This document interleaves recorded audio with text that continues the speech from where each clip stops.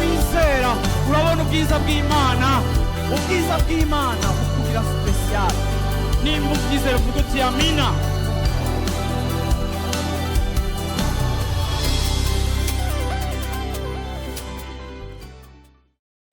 No munsi nshaka gufatira kuri uwo mutima nyene kuvuga iyindi benefice igira kabiri canke iyindi nyungu igira kabiri. Umutwe w'ijambo ry'uno munsi uravuga ngo haleluya, ahari mpwemu w'Imana hari umwidegemvyo. Haleluya, là où est l'esprit du Seigneur, haleluya, là est la liberté.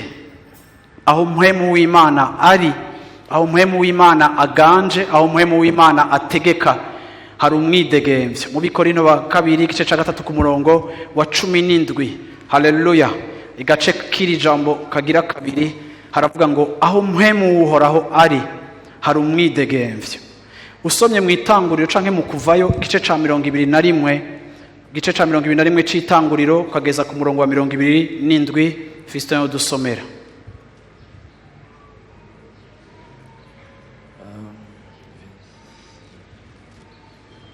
Umuntu niyakubita umugurano wiwe. Exode 21, 26 à 27. Umuntu niyakubita umugurano wiwe cyangwa umugurano kazi akamumena ijisho, amurekure yidegemvye kuko amumenye ijisho. Kandi niyakubita umugurano wiwe cyangwa umugurano kazi akamuhongora iryinyo, amurekure yidegemvye kuko amuhongoye iryinyo. Haleluya. Uno musi ndashaka guhagarara kuri kino kintu kugira ngo ndabereke ingene Imana yensista ku kintu citwa umwidegemvyo canke liberté. Umwidegemvyo, Imana ntigeze ishaka ko hari umuntu numwe acika imbohe canke acika umugurano canke acika umuja w'uwundi muntu. Ikirico Imana yari yarageze usomye kenshi cane mu Kuvayo, mu Barewi, mu bitabo bitandukanye. Imana ntigeze ishaka ko umuntu aba propriété y'uwundi muntu, kuko igihe Imana yaturema ikaturema mu ishusho ryayo, yaturemye kugira ngo tube abayo, tuyapartene, tuyegukire, tube abayo. Ku buryo n'abavyeyi Imana yagiye ibakosora ikabereka ikavuga ngo nimwana vyara n'abana, umwana w'imfura mu mumpe. Imana yamishaka kumvisha n'abarezi canke abavyeyi yuko abana nubwo arababo, mu yandi majambo sabacu nabayo. Ariko hejuru y'ivyo Imana ntiyigeze ishaka nubwo abantu ari babi kubera icaha. Muri kahise abantu baraba aba esclave bakaba baja b'abantu, ku buryo Imana yarinze kuzanira Mose amategeko agomba kugenga Abisirayeli n'igihe baba bafise abagurano canke bafise aba esclave babo. Ku buryo Imana yari yarategetse yuko n'umuntu naho yoba ari umu esclave, urazi ko vyavugwa ngo umuntu ari umu esclave wawe umufise kububasha ku buzima n'urupfu, umukoresha ico ushaka. Ariko kubumvira Imana ariyo Isirayeli, Imana yari yarababujije yuko bobo batemerewe gupfa uko bafashe abitwa abagurano babo. Mwebwe ntimwemereye gupfa uko mubafashe kuko mwe muri abanje, ntimukwiye kubatreta nk'uko abatanzi babigenza kuko aba nabo nabanje. Ku buryo Imana yagiye ishiraho amategeko, bari bafise imyaka yo kurekura abagurano babo bakabaha liberté, kandi bari bitwa ngo nababo, bari bafise ivy'Imana ibasaba bagomba kubaha no kubakorera. Imana yagerageza kubwira Isirayeli kuko Imana ni Imana y'umwidegemvyo, ni Imana ya liberté, ni Imana itagomba umuntu afise ikindi kintu na kimwe mu buzima bwiwe kimuboshe. Haleluya, kiretse gusa ko tudependa kuri yo. Usomye kuri uyu murongo rero twasomye, Bibiliya avuga ngo nihagira umuntu amena ijisho ry'umuja canke ry'umu esclave, nihagira canke umuntu amuhongora iryinyo, kubera wamufashe nabi ukamukomeretsa ukamumena ijisho canke ukamuhongora iryinyo, ndabategetse muze mumurekure, muze mumuhe umwidegemvyo, nk'ideni mubarishe ku jisho canke ku ryinyo mwahongoye. Kuri iyo gufatwa nabi, kuri uko gufatwa nabi ndabategetse muze mubahe liberté kuko iki camye ari icipfuzo c'Imana. Usomye muri Yeremiya gice ca 34 ku murongo wa 17, Jeremie 34 verset 17. Nuko rero uku niko mvuze jewe Uhoraho nti nimwanyumviye ngo mutange umwidegemvyo ngo umuntu wese arekure mwene wabo, umuntu wese arekure mugenzi we. Nuko rero nanje ntanze umwidegemvyo kuri mwebwe, ni jewe Uhoraho mbivuze, w'inkota n'ikiza n'inzara, kandi nzotuma mutererekanywa irya nino mu bihugu by'abami bose bo mw'isi. C'est pourquoi ainsi parle l'Éternel. Vous ne m'avez point obéi. Jérémie 34, 17. Vous ne m'avez point obéi en publiant la liberté, chacun pour son frère, chacun pour son prochain. Voici, je publie contre vous, dit l'Éternel, la liberté de l'épée, de la peste et de la famine, et je vous rendrai un objet d'effroi pour tous les royaumes de la terre. Imana yari yarategetse igihe abantu bakwiye kurekura bagaha umwidegemvyo abandi, ariko murabe ingene Imana itena ku mwidegemvyo wacu ku buryo yavumye Isirayeli irabumvisha ati muzogira akaga, nzozana ikiza muri mwebwe, nzozana inzara muri mwebwe, kuko mu gihe nabategetse ntimwahaye umwidegemvyo ngo bamwe bahe umwidegemvyo bene wabo, abandi bahe umwidegemvyo abagenzi babo. Cari ikintu ku Mana kizira. Hari ibintu byinshi mu isezerano rya kera twigako bikatwigisha kuri nature y'Imana, ku kamere k'Imana, kuko ngene Imana imeze, kuko ngene Imana yiyumvira. Hari ibintu byo mu isezerano rya kera Yesu yakemuye bitakifisa agaciro kuko Yesu yarabitunganije ku musaraba. Ariko isezerano rya kera ni kimwe mu bintu bidufasha gutahura caractère y'Imana. Turahabonera ingene Imana imeze. Imana ibwiye Isirayeli ati muzogira ivyago kuko mu gihe mwari mukwiye gutanga umwidegemvyo, mu gihe mwari mukwiye gutanga liberté, ntayo mwatanze. Bibabaza umutima w'Imana ku rugezo rw'aho Imana yabagiriye menace ikavuga ati icago kizoza. Ibi biradufasha kumva importance canke akamaro Imana iha ku mwidegemvyo wacu, kugira ngo igihe cose nawe we aho wicaye canke uko wevoriwa ugende imisi yose usuzuma canke uveya kumenya yuko vy'ukuri umwidegemvyo wawe wubahirijwe. Yesu ashimwe cyane. Haleluya. Usomye Kuvayo igice ca 5 ku murongo wa mbere, aha anya hari igihe ubwa mbere na mbere Mose agiye guhura na Farao, ntibari bwabonane ngo amukonfronte amubwira ati Imana ivuze iki. Nimurabe ico yamubwiye mu gice ca 5 ku murongo wa mbere babonanye. Hanyuma y'ivyo Mose na Aroni baragenda babarira Farao bati Uhoraho Imana y'Abisirayeli igize ngo rekura abantu bayo bagende bayigirire iminsi mikuru mu bugaragwa. Haleluya. Mose agenda imbere y'Uhoraho aramubarira ati rekura ubwoko bwanje, niko Uhoraho avuze. Niko Mose yabwiye Farao ati niko Uhoraho avuze, rekura abantu banje bagende kugira umunsi mukuru. Mu Gifaransa bavuga ngo laisse aller mon peuple pour qu'il célèbre au désert une fête en mon honneur. Imana itegeka Farao ati rekura ubwoko bwanje, apana bagende kumpimbaza gusa mu bugaragwa, ariko bagende guserebra fête, bagende kugira umunsi mukuru. Imana yashaka ko Isirayeli irekugwa kugira ngo igende kugira umunsi mukuru. Ndashaka kubibutsa yuko igihe cyose iyo tuje ngaha gutazira, tuje guhimbaza Imana, tuje muri iyo migenderanire y'Imana yatugiriye neza, tuba tuje muri fête, tuba tuje mu munsi mukuru. Nico gituma dushaza, nico gituma uravyumva dufise uko tuza, tuba tuje guserebra, tuba tuje guhimbaza, tuba tuje kuryohererwa uwo mucunguzi wacu, iyo Mana yacu. Haleluya. Imana ishimwe cyane. Farao, Imana yabwiye Mose ati bwira Farao arekure iri hanga rije kumpimbaza. Ndashaka ko munota iki kintu. Mu myaka 430 Abisirayeli babaye muri Egiputa, ntitubona imana itubwira ibintu bijanye na culte, ntitubona imana itubwira ibintu bijanye no gusenga, ntitubona relation bari bafitaniye n'imana, ntitubona bafise abaherezi ntabo bari bafise, ntitubona bafise culte canke rituel z'imana yabo nk'uko babigize bamaze gusohoka. Ariko ibi biranyigisha yuko imana muri conception yayo, imana mu kwimeze, umuntu aboshwe ntahimbaza. Muraza kunyumva ico shaka kuvuga umuntu aboshwe. Hari relation, hari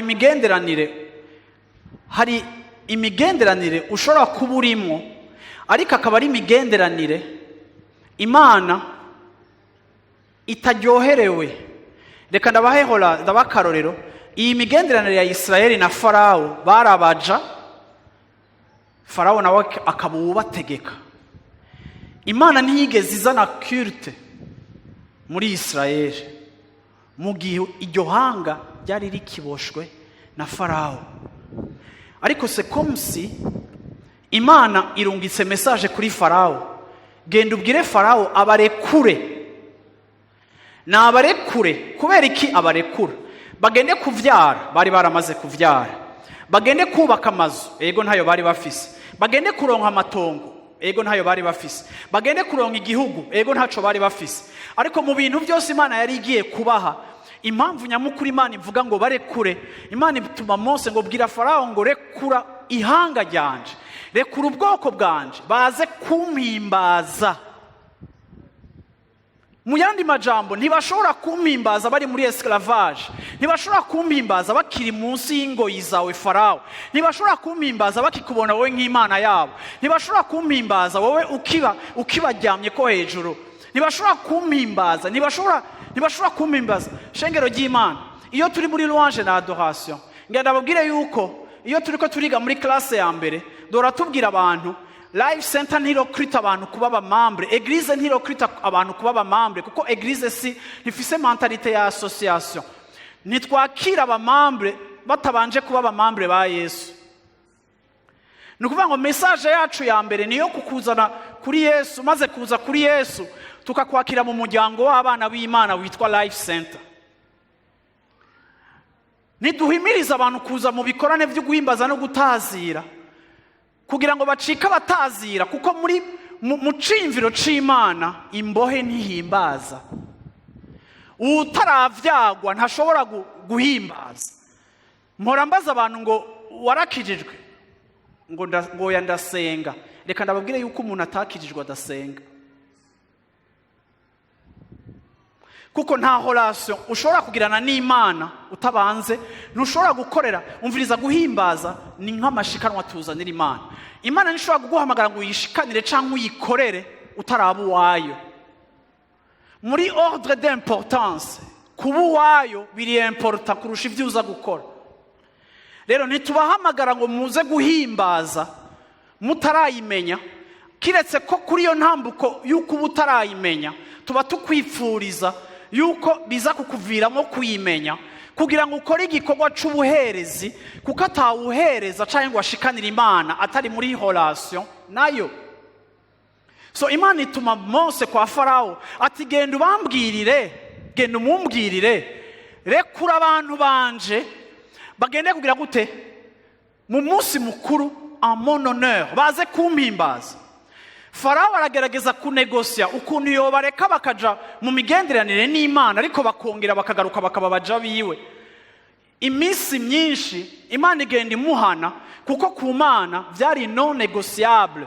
Sinshaka kubarekura ngo usigarane ivyabo, sinshaka kurekura abagabo gusa ngo usigarane abagore n'abana, sinshaka kubaha liberté partielle, singomba kubaha inyishu y'ikipasu.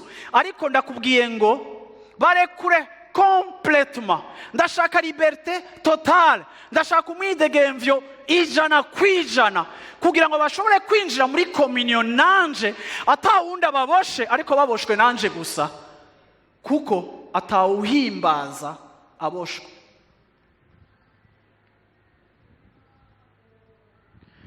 Nico gituma parcours yacu yo kujana n'Imana mu gakiza, igikorwa cyo guhingurwa canke ico no kwita transformation, cama gikenewe mu buzima bwanje naho maze 28 nkijijwe, kuko ngomba kurushiriza kuba nduwidegemvya ku kintu icyo cyose gishobora kubaho ubuzima bwanje, kuko ubu mu vrai adorateur cyangwa vraie adoratrice when you are free, quand tu es libre, igihe widegemvya. Nico gituma igikorwa cyo guhinduka kidahagarara mu buzima bwacu, kuko niyo eta ya adoration Yesu ashimwe cyane duhamagarirwa kwinjiramo uko turushiriza gukura mu gakiza. Rero Imana irabwira Farawo ati barekure bagende kubana nanje. Farawo ntidushobora kubasangira, ntibashobora kumvugisha ngo ugaruke bakubita ibimoko, ntibashobora kumvugisha ngo ugaruke ngo bahohotere, sishobora kubavugisha ngo ugaruke ubahe ibikorwa ku munsi wanje wo kundondera. No, bazompimbaza, bazonyubakira. Hari ibintu byinshi bamaze kure kugwa Imana yabasavye gukora, ariko yabibasavye bamaze kuba libre.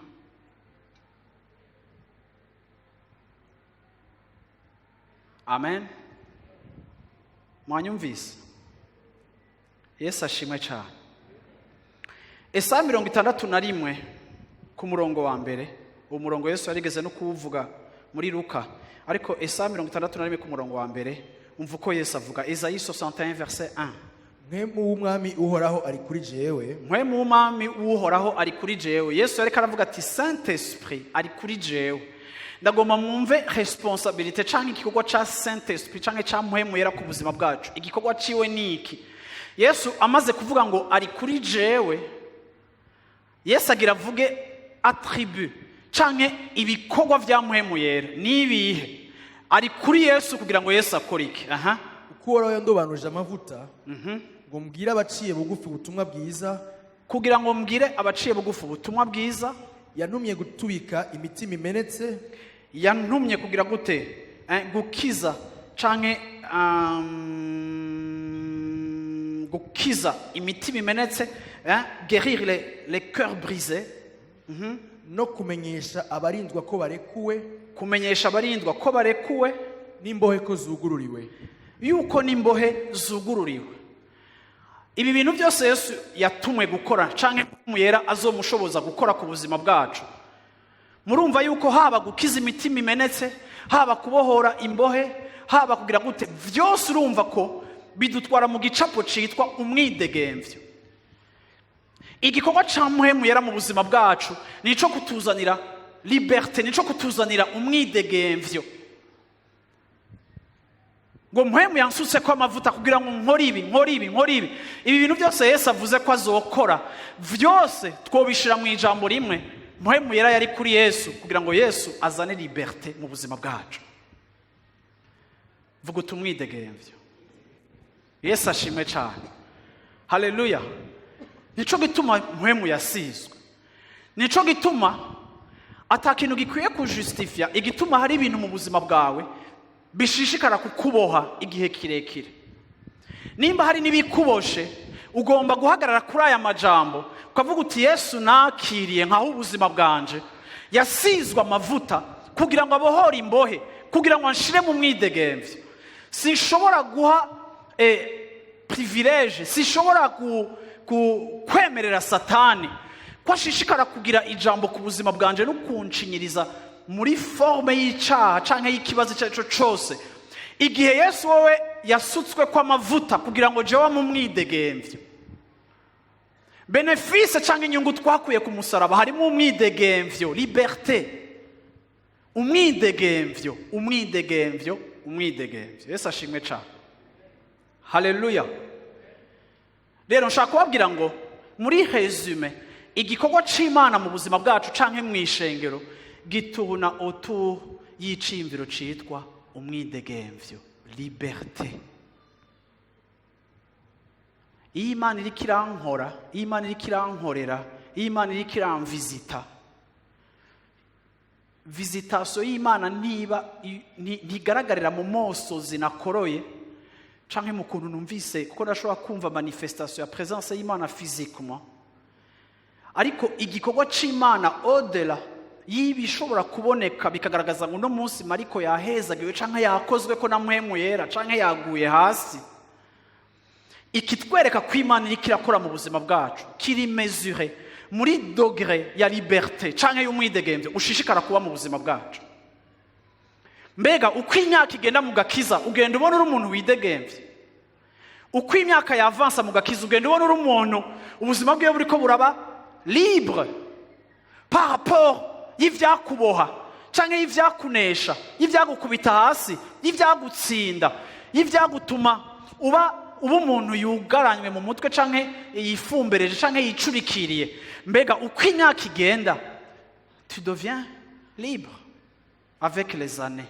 Ubona ugenda widegemvye, ubona umwidegemvye ari ikintu kigenda ciyongera mu buzima bwawe. Iyi ni question ndagufitiye. Usomye Acte 24 verset 23 haravuga iki kintu. Abarira umugabisha w'abasoda 100. Byakozwe n'intumwa 24 ku 23. Aha. Abarira umugabisha w'abasoda 100 kumurinda ugw'amaso no kutabuza numwe mu bagenzi kumukorera. Haleluya. Aha anya wa Paulo bari barakubiswe kubera kuvuga ubutumwa bwiza nibaza kari Paulo, nibaza kari Paulo. Bari bakubiswe kubera kuvuga ubutumwa bwiza n'ibiki, ariko kubera ibitangaza Imana yabakoresheje, uwabahohoteye ategeka yuko kubera bari populaire abantu babakunda, aca ategeka yuko nibagume bafunzwe ariko ntimubuza abantu kubagirira neza, kugira ico babagemuriye, kubaraba, kugira ico bakoreye ico ari cyo cyose. Ariko uri kuraraba principe ya Acte des Apôtres, plus tard Bibiliya iravuga ngo bashishikaye kuvuga ubutumwa hari impore mu mpande zose, bafise umwidegemvyo atakibagwanya. Ariko iki gicapo kiratwereka ingene Satani ashobora kudupermeta kuba abantu bidegemvya, ariko mu rundi ruhande agafata liberté yacu. Sinzi ko muvyumva. Akavuga ngo nibagume bafunzwe ariko nibafatwe neza, ariko naho bafatwa neza barapfunzwe. Satani kenshi aragomba kunegosya n'ubuzima bwacu kubijanye n'umwidegemvya Imana yaduhaye, bikaba ataco vyomutwara naho twogira amadomene tumerewemo neza, ariko dufise n'andi madomene tumerewemo nabi cane. Akavuga ngo nibagume barabaja banje canke nibagume bari muri servitude, ariko kandi nibakorerwa ibindi bikorwa vyiza. Iminsi yose danger y'ikintu ciza Satana permeta ko kigukorerwako, ariko kitagugarantisa liberté totale. Nukugira tendance yo kubona yuko hariho exception mu bari muri situation nk'iyo wewe urimo, ukabona yuko wewe hari aga traitement de faveur ufise naho ugowe, ukabona yuko hari ugufatwa neza naho ugihohotewe, ukabona yuko hariho kugirirwa neza naho ukiri mu minyororo, bikagutuma uhagarika gusenga kugira ngo we experimente liberté totale Imana yaguhaye, kuko kameme mu bamerewe nabi we ntumerewe nabi cane nkabe. Sinzi ko muko muranyumva. Ibi ndavyita igihe Satani agrinyota canke akanegosya liberté yacu, ugasanga urabayeho urakijijwe, waranesheje ibintu bitatu vyagutandukanya n'Imana bikakonona, ariko umaze kubona wanesheje bitatu, hariho agapeshe minyon, hariho akahu udashaka kurekura, hariho akagafu utagomba kuvamo ukavuga ati kameme naragize problème maze kunesha bitatu hasigaye kimwe, ico kimwe ugacuki ucipfukamwo uburengete. Hama waraba bagenzi bawe ugasanga bo baracafise 8 babayemo, ugaca wumva umengo uti kameme jewe hariho agahengwe, hariho difference, simeze nkabo. Ndagomba kubabwira ikintu kimwe ngo Imana yaraguhaye umwidegemvyo, kandi apana umwidegemvyo w'igice, Imana yaguhaye umwidegemvyo totale. Yesu ashimwe cyane. Ico ni Yesu yakoze ku buzima bwacu kugira ngo tuba abantu bidegemvya, kuko Imana idashaka yuko tubesha mu ndirimbo. Kuko umunsi umwe Obedi aratera indirimbo akavuga ngo nduwidegemvya kubwa Yesu Kristo yankuye mu buja, Yesu yatuwo. Ariko ugasanga ibyo uri kuraririmba siko ibyawe bisa. Iminyororo ntiziritse amaguru n'amaboko gusa, n'izose ryawe rirazirizwa. ivyo nivyo bita religion, nivyo bita idini. Igihe hataco bitubwira ivyo turiko turavuga, naho vyoba bitandukanye n'ivyo tubayemo. Ariko igihe cose numva hari ikintu kinsinda, uravyumva, ngomba kumenya ngo iyi ndirimbo ishobora kuba iri prophétique, ivuga ku vyabaye n'ibigomba kuba, naho ubuzima bwanje butaraba conforme n'iyo réalité canke n'iyo vérité, ngomba kwiinscriva mu cirya ndirimbo ivuga. Irya ndirimbo igacika isengesho ryanje, nkavuga ngo Yesu, wewe wampaye umwidegemvyo, ngomba kuba mu mwidegemvyo, ngomba kuba free from, ngomba kuba uwidegemvya ku kintu cose kiriko kirabuza umwidegemvyo wanje, kuba umwidegemvyo wowe wampaye ku musaraba. Sinshobora guha iryo teka Satani ryo gukontrediza ico nkoreye, ahubwo ndagomba kukiviva, ndagomba kukibamo. Haleluya. Yesu ashimwe cyane. Yesu ashimwe. Inkuru ngomba gusoma, ubu butumwa bwiza bwitwa ubutumwa bw'umwidegemvyo mu bisanzwe. Ariko ubu butumwa bwiza bw'umwidegemvyo abantu ntibariko barabwumva neza. Usomye mu Bikorino ba mbere igice ca 10, Paulo ariko araregla ikibazo c'abantu baza kuri Sainte Seine canke baza kwisangira ryera. Baje kwisangira ryera, baza bikomporta nabi, bifata nabi. Nababwiye yuko Imana itagomba ko abantu, icifuzo c'Imana nuko uguhimbaza kwacu kugomba kuba resultat y'ukubohoka kwacu, apana l'inverse. Iyo uguhimbaza kwacu gushingira intahe icakoretse mu buzima bwacu, amatazirano yacu abashimwa kandi abaryosha imbere y'Imana, kuko ni témoignage y'ukuri. Ariko iyo guhimbaza kwanje kw'indirimbo nziza z'amajambo y'Imana kutagereranywa n'ingene mbayeho, nkaririmba umwidegemvyo kandi ndi mbohe, Imana nta cubahiro ibibonamwo kandi nta cubahiro cayo kigaragaramwo, kuko hariho contradiction hagati y'ico ndiko ndaririmba n'icankoretsemo. Iri shengero ryo mu Bikorino ryari ishengero igisagara kirimo immoralité, abantu bari barakijijwe, ariko ni rimwe mu mashengero yo muri Bibiliya yarimwo uruvange n'abakristo bivanga, abakristo bimelanja n'isi. Kugeza rero aho bumvise bakigishwa urukundo rw'Imana, bakumva umwidegemvyo bafise muri Kristo, bica bibatera gutangura gukora ivy'Imana ibasaba, canke kuza kumanyura umutsima ku ruhimbi, kuri Sainte Seine, kwisangira ryera, uko uvyita. Ariko bakabikora mu gutahura ko barafise liberté, ariko bakabikora mu buryo Imana itapuva, itaryoherewe ico bariko barakora, kuko ubuzima bwabo ntibwasa n'ico bariko barakora. Ni bande bariko baranyumva? Amaboko yanyu abariko baranyumva. So usomye rero muri 1 Corinthiens chapitre 10 verset 21, nimushobora kunywera ku gikombe c'umwami wacu no ku gikombe c'abadayimoni. Stop. Ntimushobora kunywera ku gikombe c'umwami wacu. Iyi eglise abantu bariko barapfa giturumbuka, Paulo azana abandikira nka réponse ibiriko birabasha. Aravuga ngo ntimushobora kunywa ku gikombe, ntimushobora kuza kuri Sainte Seine, ntimushobora kuza kwisangira ryeranda. En même temps, mwabaye à la table du Seigneur, mukaba mwagiye no kuri table des démons. Nukuvuga ngo ubuzima bwanyu muracaboshwe n'ubuzima bwanyu bwa kera, muracari muri pratique za kera, ariko kandi murashaka no kuryohererwa pratique zishasha z'ivy'Imana. Paulo aravuga ngo ntimushobora kunywera canke ntimushobora kurira ku meza y'umwami en même temps n'ameza y'abadayimoni.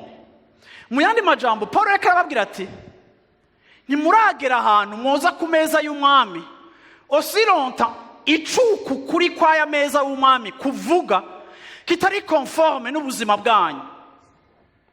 Iyi verse kenshi abantu bayivuze ku minsi ya Sainte Seine, abantu bibaza ko baratera ubwoba abantu. Ariko si gutera ubwoba abantu, ariko nukwevita epidemi yateye kuva kera mu ishengero. aho abantu bagenda bakora ibintu by'Imana bakabikora mu kamenyero, byari birisanse kubaho umuzima, kuri bamwe bigaproduisa la mort, kuko bariko babikorana negligence, bariko babikora ata honneur kuba batumye kubikora, kuko Imana igomba kubona yuko harimo honneur, Imana igomba kubona ko hariho icubahiro ndayiha iyo ndiko ndakora ivyayo, niyo ndiko ndababwira ubutumwa. Imana ntikirakangwa na volume yanje, ariko Imana iraraba ngo mbega tu m'honores dans ta vie privée.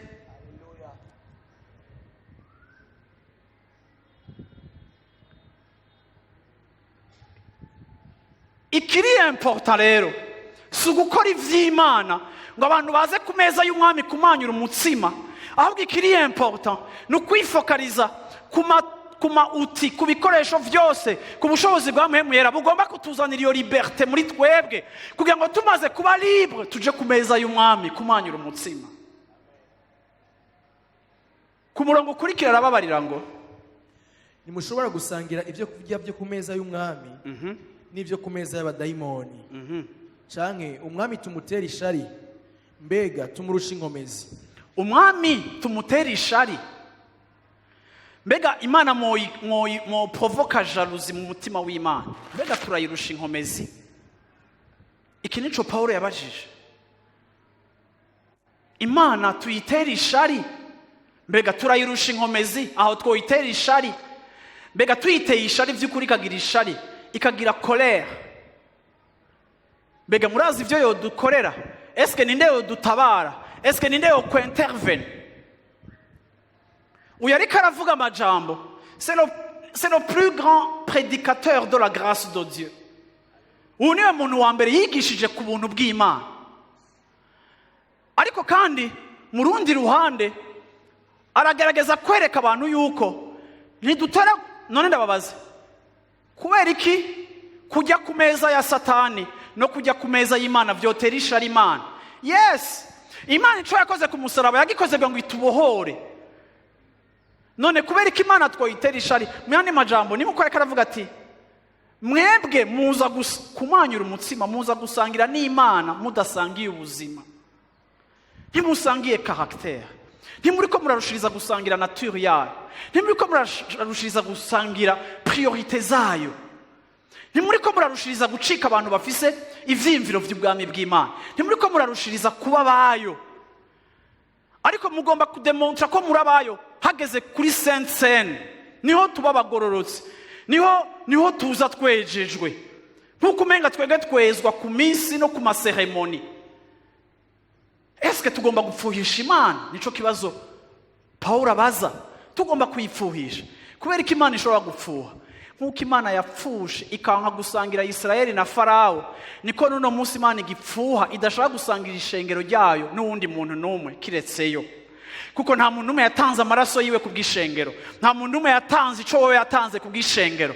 Nico gituma nanje naho nandi n'umurongozi, iyo Imana ibona hari ahantu ngomba kwiapropria ishengero canke gucreate ikibanza canje kikaba kinini muri mwebwe kurusha uko icaye ari kinini, Imana irapfuha. Ntishobora kubisuporta kuko jewe nta maraso yanje natanze, naho no yatanga nta numwe yohanagura n'utwaha tubiri kuko ari poliwe. Ayayo ni ari pure, atunganye, ashobora kweza ishengero. Imana irajaluza, Imana irafitiye jaluzi ishengero ryayo. Nawe wingene managing ubuzima bwawe, Imana irabifitiye ishari iyo uri kurabutwara uko wowe ushaka, kuko ntitubaho uko dushaka, ariko yatubohoye ngo tube libre de le servir, tube libre de l'appartenir, parce qu'un esclave ne peut pas l'appartenir, il doit d'abord le libérer. Kuko Imana ntiyemera ko tugira izindi mana mu buzima bwacu, kandi ntiyemera ko tugira badatabuja babiri. Yaravuze ngo uwo ufise badatabuja babiri yo kwanka umwe agakunda uyundi. Imana ntigira partage, ntigira partage na jewe naho ndi umurongozi wawe, ntigira na partage na wewe naho ubuzima ari ubwawe.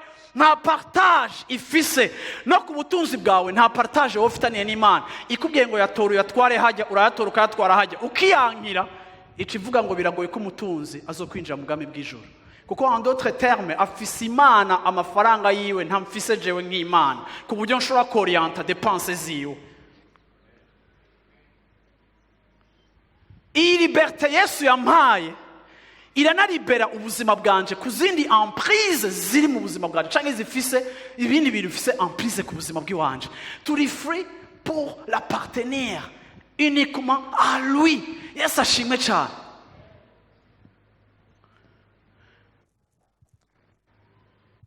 Ushaka kwipfuhisha, iri jambo mu buzima je ryaramfashije. Je nari umuntu mu buzima ntazi kuvuga no, kwanga ikintu, kwangira umuntu ikintu. Nari bwana ndiyo, yes.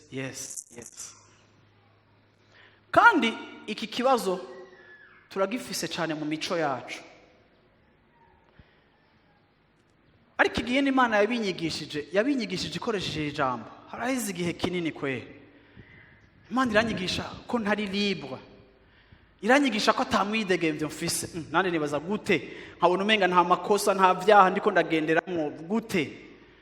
Imana iranyigisha yuko kutamenya kuvuga no, igihe je nshaka kuvuga no, ni preuve yuko uri umu esclave ya opinion abantu bagufise ko kuri position cyangwa ku kintu kanaka.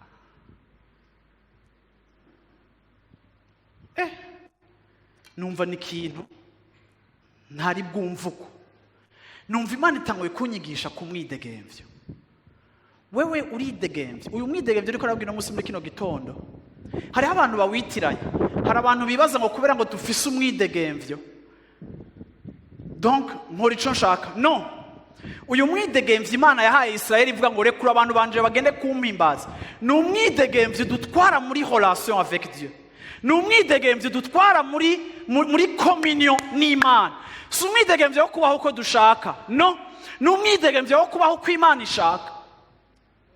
Bigenda gute mu buzima bwawe iyo hari abantu utena ko mu buzima bwawe, abagenzi bawe, umuryango wawe bagutwara canke bakwenfluence bagutwara mu makosa Imana amaze gutahuza kara makosa? Uri mu mwidegemvyo kugeza he muri ambition yawe yo gutera imbere?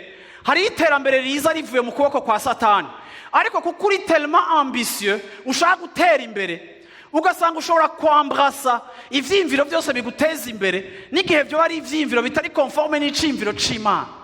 Ico gihe ntiwidegemvya, kuko inyota yo gutera imbere igutuma udakora ivy'Imana igushakako, kuko ushatse gutera imbere à tout prix.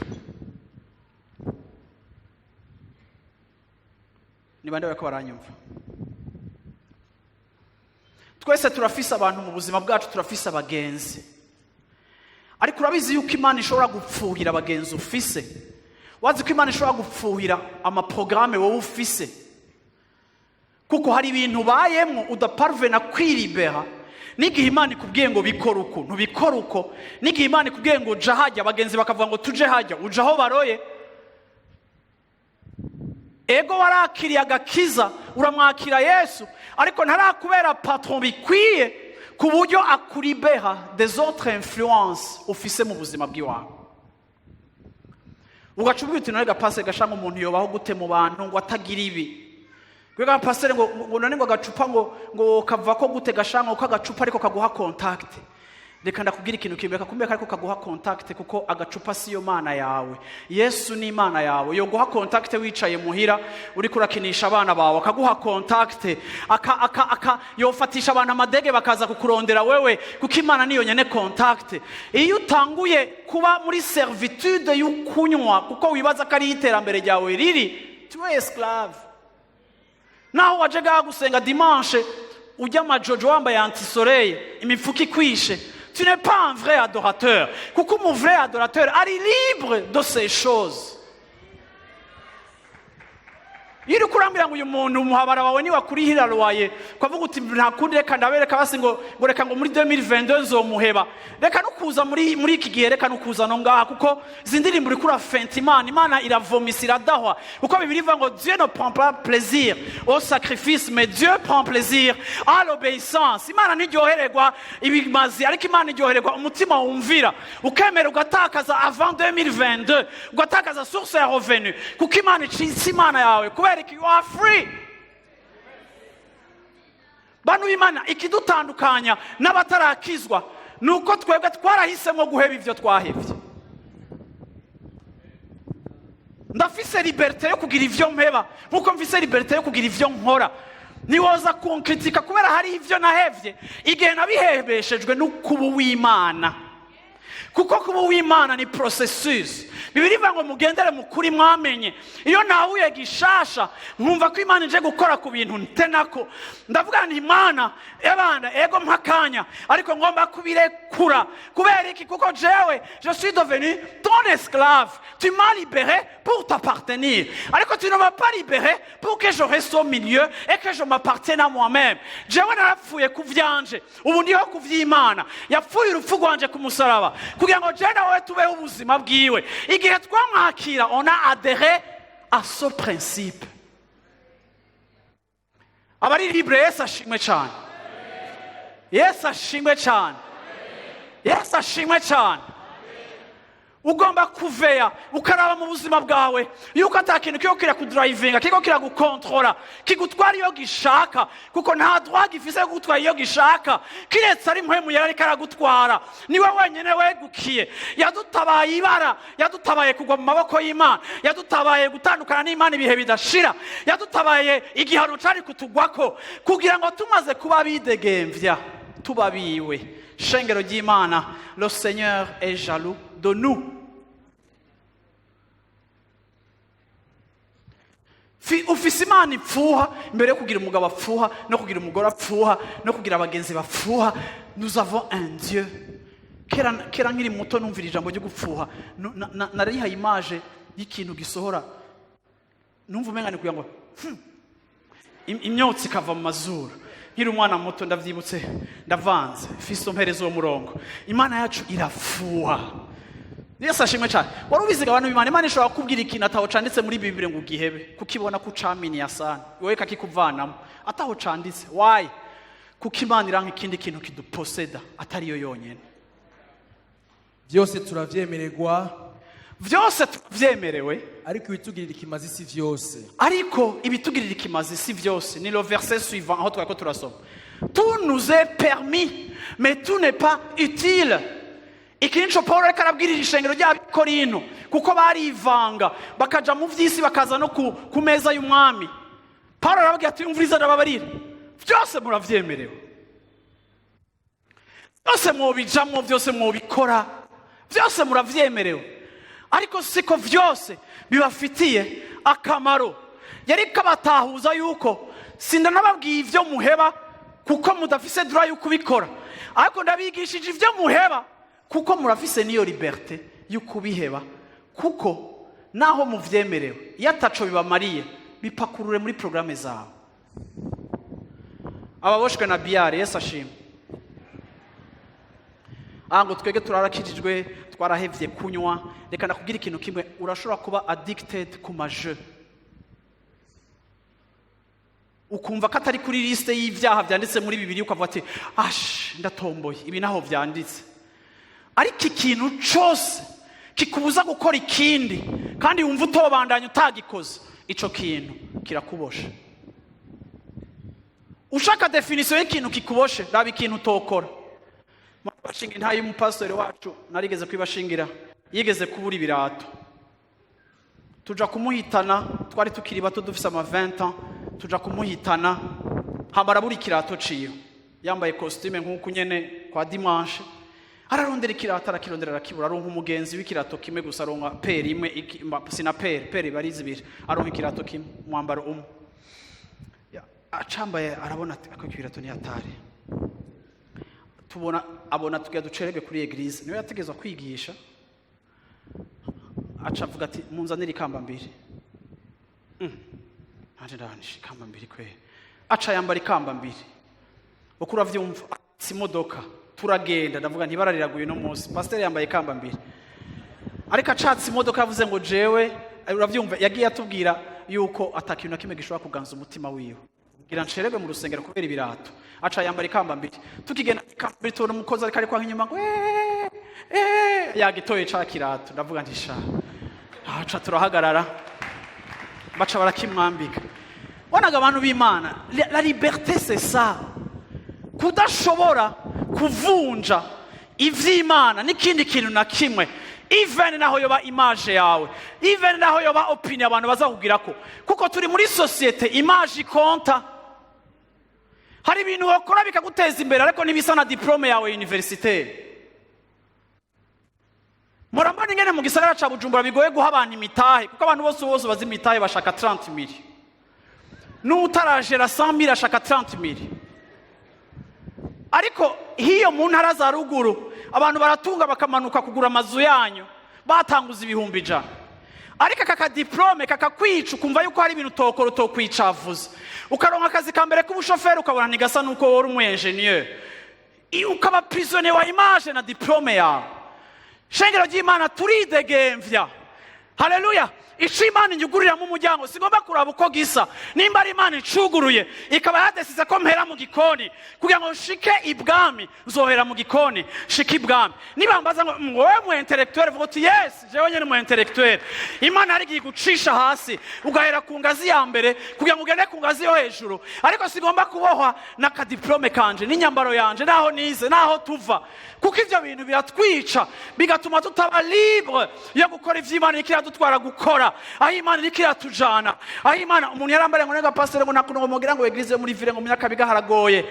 Reka nakubwire ahe umviriza umviriza nutabushobora gushika mu nyakabiga ariho Yesu yakuzanye ahantu hakaba hari ubuzima uragenda handi hari ubuzima ariko kandi ugomba kuba libre ukamenya ngo mbega amazi nywako ari hehe kuko reka nakubwire n'abaje kurondera abapfumu muri Tanzania barafata ibisi bakagenda. Turidegemvya turafise liberté singomba kubohwa na classe sociale mvamo singomba kubohwa na kazi nkora singomba kubohwa n'izina nitwa singomba kubohwa n'ikintu na kimwe cyaco cyose societe yangize sindi umuprisonnier wa societe ariko ndi umuprisonnier w'Imana ishaka. Imana niyo yakubwira gukora ikintu kidasa neza ariko akaba ari ikivuze uzogikora. Why? Kuko turidegemvya. Haleluya. Abidegemvya haleluya. Nawe oza dimanche wambaye ya mpuzu nyene ukayimesa vendredi ukamuyambara kuva ngo jo baramfotoye muri live center nako bakunda gufotora iya nambaye ya mpuzu nyene subira uyambare gushika naho tuzokubona tukakugurira nshasha. Haleluya. Why? Kuko tutemera ikintu na kimwe kigrinyota canke chepia canke uravyumva kigrinyota sur ma liberté turihanga yidegemvya. Haleluya. Abantu barabambwiye ngo pasa ngo nari numvise ngo ushaka gushinga intahe reka nakubwira ikintu kimwe kubera ko ushaka gushinga intahe ntuyishinge nuko kereke par uraboshwe n'ico abantu baza kwibaza ku ntahe yawe. Ariko Bibiliya ivuga ngo niwatinya kunshinga intahe mu maso y'abana b'abantu nande sinzogushinga intahe imbere ya data n'abamarayika. Reka nakubwiye shinga intahe pepe aho tuko abantu baza kuvyibaza.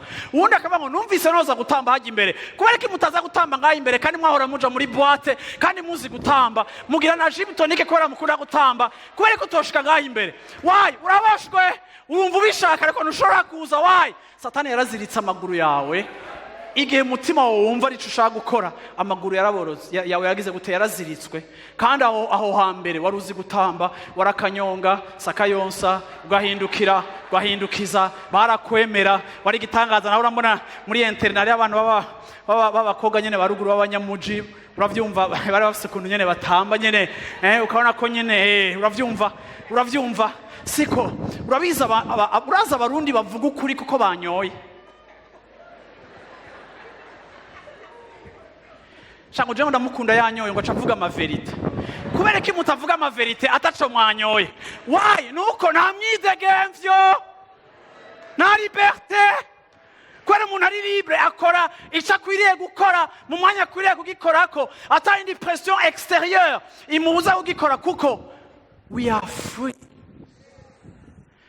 Igihe cose nivana mu mwidegemvyo Kristo yampaye ndababaza umutima wiwe kuko j'annule son œuvre à la croix pour privilégier mon image canka yandi ma critère ya société ashobora kuba ariko arica ubuzima bwanje.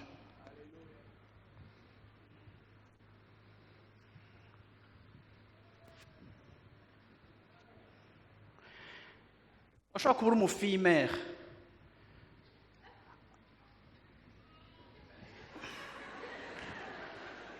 hamukamuza gusenga uri wenyene ntuzana abana muri Sunday school kuko udashaka ko bamenya ko wavyaye. Ariko ujya mwana ko wamuvyaye kubera ko umupriva Imana igihe waje ku isoko ngo vyonyicira woca abona ko navyaye vyomvana ku isoko. Reka ndakubwira Uhoraho ni watanga isoko. Terura abo bantu bazane gusenga, bazane kurondera Imana. Yesu ashimwe cyane. Bashobora kuba atariko baregwa na papa ari wowe uriko urabarera, ariko Imana ni papa, ishobora kubabera papa igakombora amabesoin yabo emotionnel, uravyumva, ikabaha urufunguruzo ku buryo ejo batazodiringa n'ibibazo emotionnel kuko batakuze babona papa. Ariko reka kubanyegeza Imana kuko kwicira isoko cyangwa ko wanka ko bakwaza ngo nguri marié. Reka ndavuga ikintu kimwe, turi libre. Bahitane baheke ingo kubera uri libre. Yesu yarakubohoye. Yesu ashimwe cyane. Ntugomba kuba umuja w'amakosa wakoze.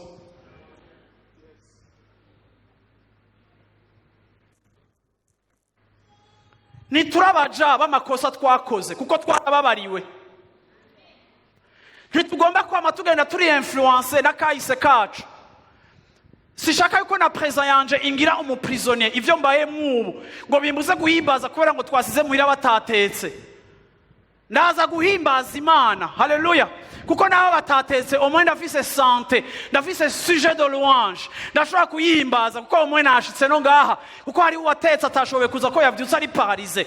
Hama hariho raison yanje yo kuza guhimbaza, ariko sishobora kwemera ko situation actuelle inshira ko pression ngo imbuze kwinjira devant le trône de Dieu. Kuko Bibiliya avuga ngo entrer avec liberté devant le trône de Dieu. Ndaza ndi free, naza nidegemvya kuri ico kintu cose cotuma uno munsi ntayimbaza, haza nkavuga ngo ndi satani nimba ari situation actuelle. Bibiliya avuga ngo nambara inzara, nambara kwambara ubusa, nambara izuba, nambara uguhamwa, nambara urupfu, nambara ibiki, nta kintu na kimwe kizontandukanya n'urukundo rwa Kristo. Yesu ashimwe cyane. Ubwo yadukunze shenga Imana, mugomba kwexija, mugomba kwexersa, mugomba kwapplyinga, mugomba gutambukira, mugomba kwevoluwa, mugomba kubaho mufonctiona nk'abantu bari libre. Kintu cyose gitusha liberté yawe ucikunkumure mu izina rya Yesu Kristo.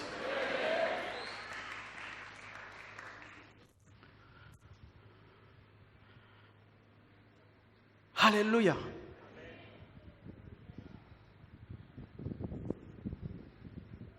Kuki wemera ubuzima bwawe bukagirwa n'abandi bantu, bugatwagwa n'abandi bantu? Kuki uha iryo teka abantu badashobora kugupfira kugira ngo badictenge n'ubuzima bwawe busa, aho uja naho utaja, ico ukora n'ico udakora? Ego dufise sociale nziza, ego dufise ukubana no kwegerana muri societe yacu ni vyiza kuko turamenyana, tukabana, tugafashanya, tukagiriranira neza. Ariko on est prisonnier igihe societe ari dicta ingene ugomba kubaho, igihe wowe uzoranda compte ubuzima bwawe ku gatwe kawe wenyine.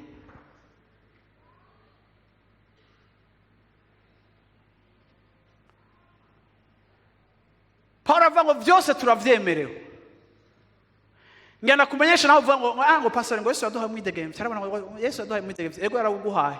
Ako ngenda kwibutse ko ntiyaguhaye umwidegemvye yo gukora ivyo ushaka. Urya mwidegemvye yawuduhaye uniquement kugira ngo dukore ivyo wewe.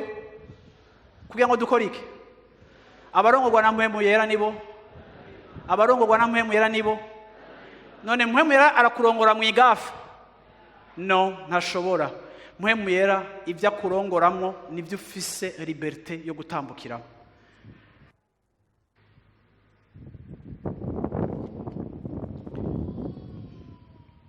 Haleluya. Nimugafate umwidegemvye wanyu minenegwe, ugomba kuexija. Hari igihe binshikira nkumva natwawe n'ibintu byinshi, nkumva ndafise ibintu byinshi byo gukora, nkumva ndafise ahantu henshi ho kuja, nkatangura kumva ko hariho pression iri kiranza ko hari ikintu ntaza gushobora canke hari ico ngira gute, niki nkwiye kukijamwo, niki nkwiye kukijamwo, niki nkwiye kugikora.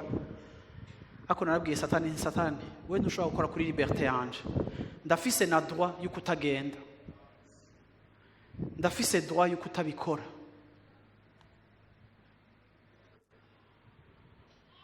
Ntidushobora kureduiza ico Imana yakoze ku makaprisi y'abantu.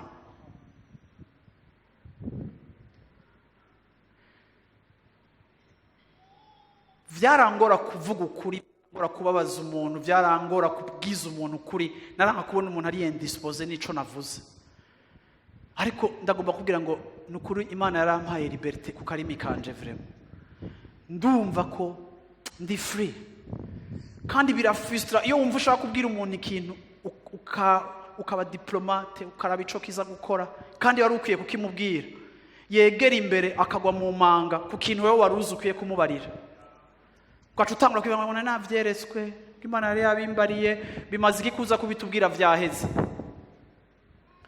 Igihe Imana yaguhaye avertissement na message ku muntu udashobora kuyimuha kuko ushaka kuba politiquement correct. Iki nico gituma muri societe yacu abantu bavugana cyane. Abantu benshi n'aba victime yo kuvugwa. Ariko kuko tutarabanya kuri rimwe na rimwe tuvuga abantu badahari bashitse tugahora. Aho ngenda bibutse yuko umwidegemvyo mwahawe utabemerera kubaho ibitandukanye n'ivyo Imana ishaka kubabaho. Birivuga ngo muvugane ukuri, mubwizanye ukuri. Hallelujah. Amen. Ugomba kwiga kwanka prison yose, cyane cyane iyo wewe wotoriza.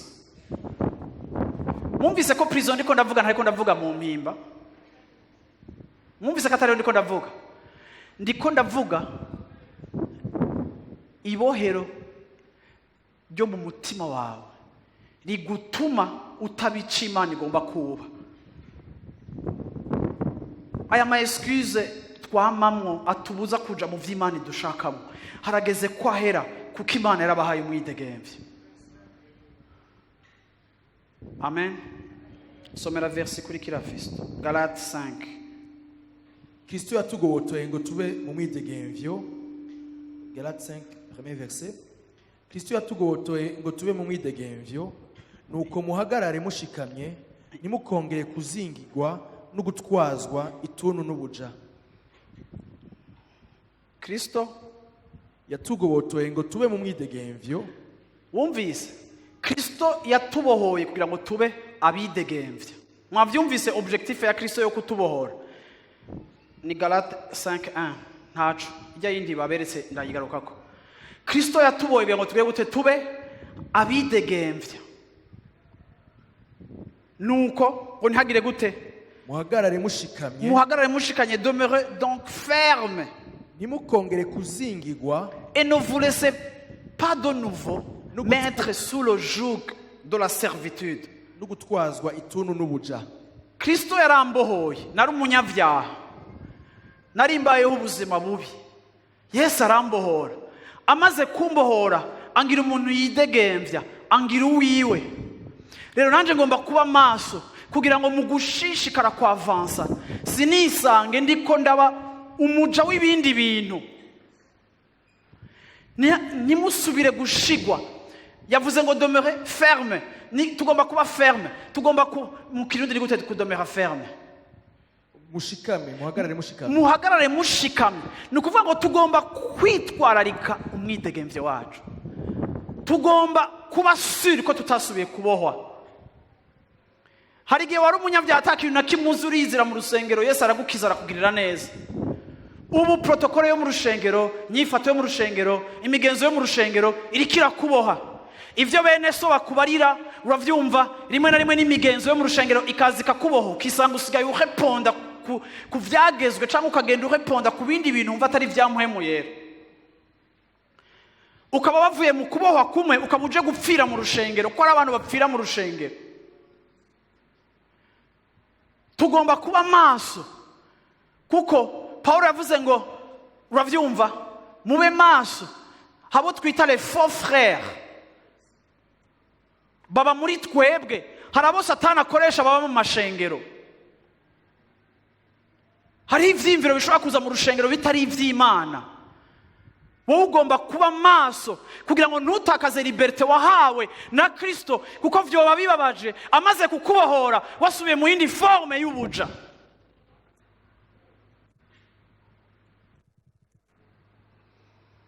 Ngira ndangirize kuri ntuzenya Galates 5 verset 17. kuko kameremere kifuza ivyo mpwemu yanka. Stop. Kameremere yanje yipfuza ivyo mpwemu yanka. Sinzi ko muvyumva. Ivyo mpwemu w'Imana yanka, pourcentage nini nivyo kameremere kacu kipfuza. Mwari mubizi? Hari abantu bakunda verse ivuga ngo uhoraho ngo azotwishura ibijanye n'ivyifuzo vyacu byose. Ako ngenda ndakudeseve ndakubwire ko sivyo. Context y'iryo jambo sivyo. Kuko mu vyifuzo vyanje hariho ibitandukanye n'ivyo mpwemu yarashaka.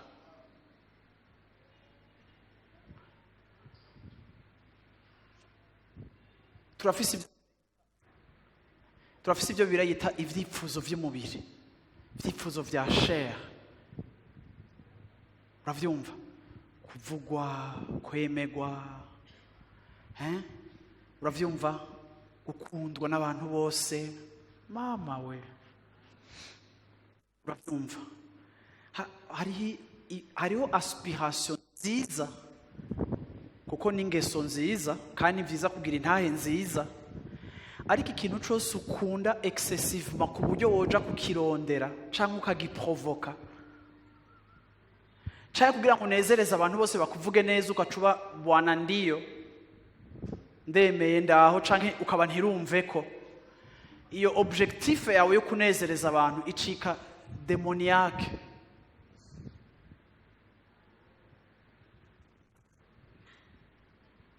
Ivyifuzo vya kameremere yacu, nature pécheresse yacu, akaranga kava kuri Adamu wa mbere. Dufise ivyifuzo muri twebwe bibi, gukunda ibintu, gukunda ivy'abandi, kwipfuza abantu, kwipfuza abagore canke abagabo b'abandi. Ivyo byose ni ibintu bitubamo bibi. Ngo bene ivyo vyifuzo vya kameremere yacu biratandukanye n'ivyifuzo vya mpwemu yera. Dès le départ, uri umukristo ugomba gutahura yuko naho Imana yaduhaye liberté, niyampaye liberté yo gukora ivyo nifuza vyose, kuko mu byo nifuza hari ivyo mpwemu adashaka. Biri correct? Biri correct abantu? Biri correct? Biri correct? Yo, Imana yo kubuza ibintu itabuza abandi vraiment.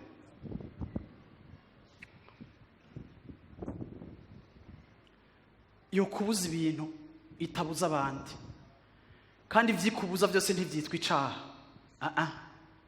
Hari ivyikubuza kuko kuri wewe irabiraba ikabona umuzimu ubi. Nkomereza iyi verse. Kandi mpwemu yifuza ivya kameremere kanka. Vraiment. Ako je nanje mpwemu kwera aratugoye. Yifuza ivya kameremere, gusenga, gusoma Bibiliya, kugira neza, gushira iby'abandi imbere, ibyawe nyuma. Uravyumva? Kwiyambura umuntu wa kera. Muravyumva ibyo bintu byose? Kameremere kacu ntikabishaka. Kameremere kacu siko kavyumva. Kameremere kacu siko kabibona. Ariko ivyo nivyo mpwemu atwipfuza ko nkomereza. Kuko ivyo bihiganwa ngo nimukora ivyo mugomba. Hariho competition rero muri twebwe hagati ya kameremere kacu na mpwemu yera, kugira ngo ntidukore ivyo tugomba. Naho rero mfise umwidegemvyo bwa buri mpwemu yaragwana na kameremere kanje kugira ngo je sinkora ivyo ngomba. Mpwemu yaragomba kuhamporta muri jewe kugira ngo nkora ivyo wowe bashaka ko sinkora ivyo ngomba. Kumbi intambara iri muri jewe. Yego, none jewe burya none akazi kanje nakahe? Jewe ndi mu arbitre hagati y'abo bantu babiri bagwana, kameremere kanje na mpwemu wanje, kandi igihe cyose jewe ngomba ku arbitra nama na arbitra en faveur ya mpwemu yera. Ariko kandi iyo kameremere kanje kababaye ni jewe nyene mbabaye. En d'autres termes, ndafise umwidegemvyo wo kutaja ahantu hamwe hamwe, wo kudakora ibintu bimwe bimwe, wo guhagarika ibintu bimwe bimwe, naho bonshirako pression, naho bombwira ngo bigira uko, naho bombwira ngo nabaye igipeiza, naho bombwira ngo none gukiza ngo n'ububono. Ego, nimba mpwemu yera ntwaye mu vy'ububono, ndacika umubono, ariko ngororekere mpwemu yera, naho la majorité y'abanyegereye batabibona uko, kuko jewe simbayeho pour la majorité, ariko jewe nabohowe kugira ngo mbe umuadorateur. Et kandi umuadorateur agomba kuba ari free from other things. Bwana sifiwe sana. Abadorateur Yesu ashimwe cyane. Mutanyitabiriye ntimutaho no munsi mu izina rya Yesu Kristo. Protokole yugara amarembo. Yesu ashimwe cyane. Yesu ashimwe cyane. Reka kwa mubaza abantu ngo muri hehe ku mugoroba ngo mwicaye hehe ngo muza kuba muri hehe. Reka ndakubwira ikintu kimwe, Imana igomba no kudukura mu bantu. Ibi byo kuba mutaha wihana kubera mwakrititse, kubera mwagize ibi, none kuki wagiye kuvyicaramo? Bibiri ivuga ngo abacokoranye ntibazoraga ubwami bw'ijuru. Uragenda ukicara ngo nibo bavuga ngo je nkumviriza, ntaco naho uri kurumviriza bariko barakuroga, kuko nta yindi conversation bafise mu kanwa atari amakuru y'abandi. Nta kintu na kimwe kiri seriyo muganira canyu c'ukuri kwanyu, uravyumva? Ariko mutera inkuru zose zigisagara, mukazanariza, mukavuga waguze ikirato, waguze jipe, wagize gute, ariko kandi à la fin de la journée biragufasha gutera imbere? Yes or no? Nimba bitagufasha gutera imbere, genda mu bigufasha gutera imbere. Yesu ashimwe cyane. Niba kuko tutakubona kwirigara siho ndi, nturinda kuvuga vyinshi, nturinda kuvuga ngo Imana yambwiye, kuko ntayo bazi, bo hava bayituka, kuko uravyumva, kuko ivyo uravyumva. No. Ariko kandi tugomba gushwazisa. Ndafise liberté yo guhitamo ingene mbaho. Bantu b'Imana, ntihagire umuntu abaka liberté yo kubaho uko mukwiye kubaho. Se Imana ngo tugendere mu makode ya societe. Sinzokwibagira umugenzi nahora mbona samedi tugiye muri boîte tuje guhitanana, twisiza ama parfum, twayacanze n'itabi, twahuyemo parfum wishizemo itabi yabiryoshe, uravyumva cimota neza, dufise ama fraîcheur, nkaza gutora umugenzi ngo tuje muri boîte, duhera aha tugahera tukevoriwa. Uravyumva twe turi abana bo mu gihe c'amahoro, twarasohotse, twasohoka nyene rimwe ari gane twaja n'amaguru canke tudafise cash, numbatse. Ariko kandi uravyumva, ukabona umuntu akararimba indirimbo n'igitari, sinzomwibagira ujya muntu yaranye impacts vraiment, ukabona akararimba indirimbo z'Imana zibishe ako z'Imana en plus zigi France, uravyumva? Soit uravyumva, nimuyimbaze, uravyumva? Nkabandindiriye mugenzi wanje ari karigira à l'époque twarisiga na poudre, uravyumva? Hamariyo nkabona umujama ari kararimba n'igitari, indirimbo genre vraiment. En Jésus nous allons vers le ciel, nous abandonnons la terre, nous allons vers Jésus. Nkamuraba nkara uwo mujene, kwanza ntiyimwesheje, imishatsi we yari myinshi, akavuza igitari. Samedi ari muri jardin, samedi irashushe, ibintu byashushe, afise imishatsi we ari karirimba indirimbo z'Imana, ngaza aza guheza ryari, abayeho gute? Ariko twe tugahitanana. Yo, none dusigaye tumeze nkawe. Ariko kandi dufise umwidegemvyo muri Kristo Yesu wo kuririmba indirimbo z'Imana zimwe zibishe zo mu gitabo, kandi yarambabariye, ibindi bigashaka bikadunda, fire in America, bigashaka bigashuha bikadunda. Ariko twege ivyacu bikadunda ukwacu, kuko turafise umwidegemvyo wo kuvyanka. Vyose biratwemerewe, ariko siko vyose bidufitiye akamaro. Turashobora kubiheba kandi tubifise ko access. Ukambaza uko umuntu wabeze ngo ubiheba, narabihevye nyene, sikazima ndabizi wowe utazi ivyo jewe ndimo, ariko aho ndi ndahagijwe, naratawe yuko nabohowe kugira ngo nciku w'Imana. Rero sinokwemera gucika ikindi kintu na kimwe. Ico Imana imbuza ndagiheba, ico Imana imbwira kuvamo ndakivamo, ico Imana ivuga ndagikora. Twitoza tukareregwa, tukamenyerezwa kumvira Imana. Umwimenyerezo wacu mushasha ni obéissance, ingeso yacu shasha ni obéissance. Nature yacu idupermeta, umviriza, akaranga ka Kristo yavyawe muri twebwe, yavutse muri twebwe, kadupermeta kugenda dusa nawe, tugenda dusa uko tumwihweza. Ile rayonnant, haleluya. Abamwihweza bakagenda basa nawe. Abakera nk'aba Mose bagiye imbere y'Imana barinyegeza, bakambara voile, kuko ntibari gushobora kubona Imana ngo babeho. Ariko abiki gihe, haleluya, twarakuweho voile, haleluya, turamubona, nabo dutuma, nabo turungika, turishikira. Nimba rero ngomba kwama mpora imbere y'iyo ntebe yiwe, ndafise liberté y'uguheba ikintu ico cose cotuma ntakigwa canke ntanezereza umukunzi wanje mushasha, Imana yanje nshasha, umuvyeyi wanje mushasha. Haleluya. Ico gihe iyo turiko turahimbaza rero ntituba turiko turabesha, kuko Imana ntiyatugize ababeshi ngo nimuhimbaze ugacanga ngo mwibuke, ngo muhaguruke ku maguru yanyu, ngo mwibuke ko hari abatayafise. Ntidukeneye kurinda kubamanipira. Uravyumva ngo tubibutse yuko mukiriho, uravyumva, kuko n'abapfiriye mu mwami barasinzira itiro ryiza, ntibahomvye. Niki watanze mwana wa Adamu, iyo ndirimbo nayo nkunda.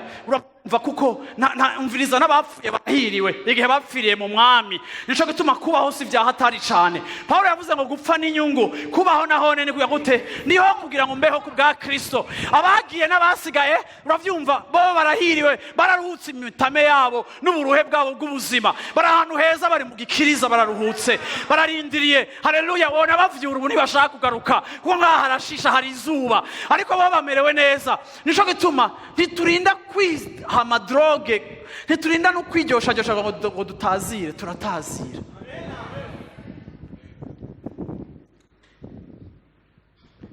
Mwanyumvise? Ega nimuvuge ko mwanyumvise ko sindaheza. Haleluya, haleluya, haleluya. Vuga uti ndidegembye.